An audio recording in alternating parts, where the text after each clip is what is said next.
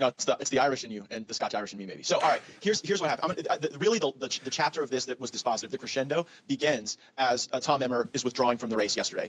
I told Emmer on Sunday he was not going to get there. He was going to move like a hot knife through butter through about the first 80% of the conference, but that there was going to be a series of votes that were never going to be there for him. He wanted to run through it, and I said, Tom, here's the deal. You can have your own way, but when you get to that last group that will not support you, you cannot drag this on for days. You cannot drag this on for weeks. You cannot play into what Kevin McCarthy was working the whole time to try to get people to believe that the only person that could govern the Republican conference is Kevin McCarthy. So Emmer agrees that he's going to have his shot, but that it's going to be quick. So we get that through the gestation system early yesterday. So as Emmer is withdrawing, Mark Molinaro, a moderate New York freshman Republican, stands up at the microphone and says, well, instead of restarting this process and having a candidate forum and sending everybody home for a good cry, let's just take a non-binding poll on where people would be on the person who came in second to Tom Emmer, and that was Mike Johnson.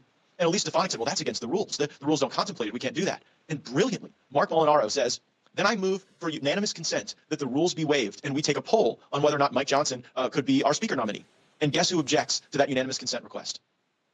Kevin McCarthy. Who was that? Kevin McCarthy stands up and erupts and says, I object to doing a roll call on Mike Johnson. And Mike Johnson was exasperated. All the times Johnson had voted for McCarthy, had carried his water, maybe even voted for some bills he didn't like because he was working toward the Republican conference's stated objectives under McCarthy. And here was the thing. It showed everyone that it was actually McCarthy who was working to knife Scalise. It was actually McCarthy who was working to knife Jim Jordan. It was McCarthy working to knife everyone. And he hadn't yet figured out a way to knife Mike Johnson. And so he was worried that there was going to be this great unifying moment, and he scuttled the unifying moment.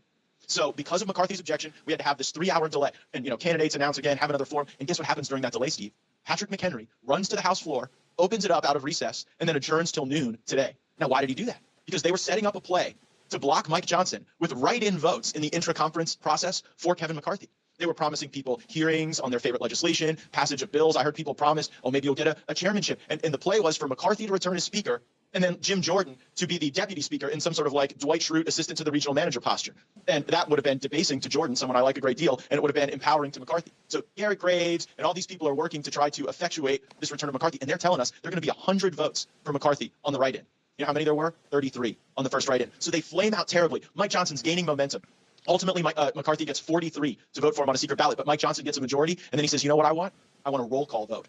So that those 43 would have to announce themselves as being for a candidate who wasn't even running instead of a unifying force like Mike Johnson. And when we called for the roll call, do you know how many people voted for Kevin McCarthy?